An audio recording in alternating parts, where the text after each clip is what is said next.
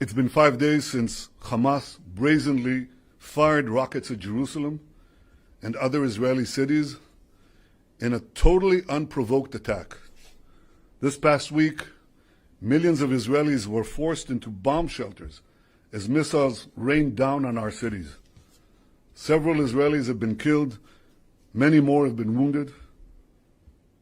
You know, and I know, no country would tolerate this. Israel will not tolerate this.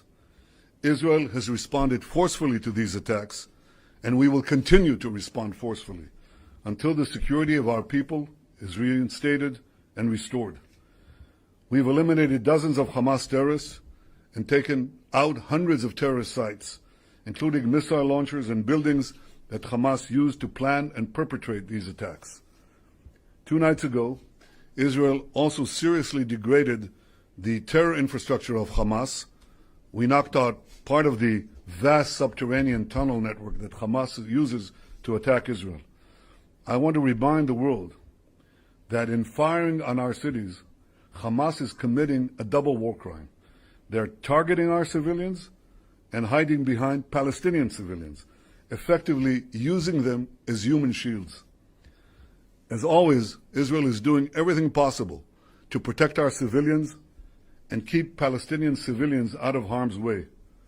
We demonstrated this yet again today when we warned civilians to vacate the building used by the Hamas terror intelligence.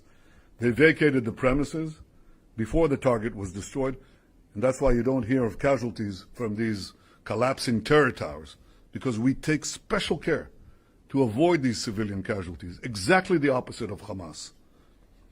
Defeating Hamas does not only serve Israel's interest, it serves the interests of all those who seek peace, stability, security in the Middle East. I want to thank Israel's many friends in the international community who have strongly backed Israel's action in defending ourselves. I want to thank the President of the United States, Joe Biden, and I want to thank the many countries, including European countries, that flew the Israeli flag in solidarity on their government buildings.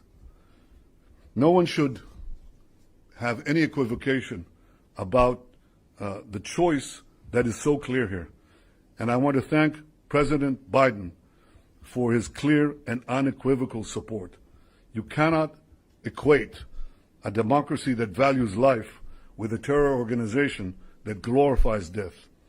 I also want to say a word about the violence we've seen in recent days within Israeli towns, from Lod to Bat Yam, from Akko to Haifa.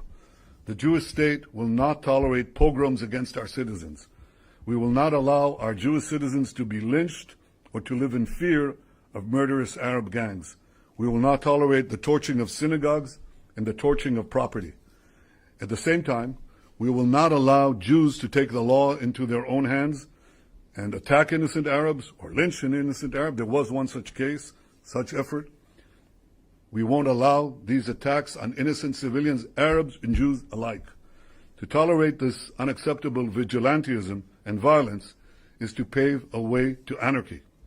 Israel is the Jewish and democratic state where all our citizens, Jews, Arabs, and everyone else, are equal before the law and will receive equal protection from those who enforce the law. I am fully confident that Israel will be able to deal with these threats from without and these threats from within.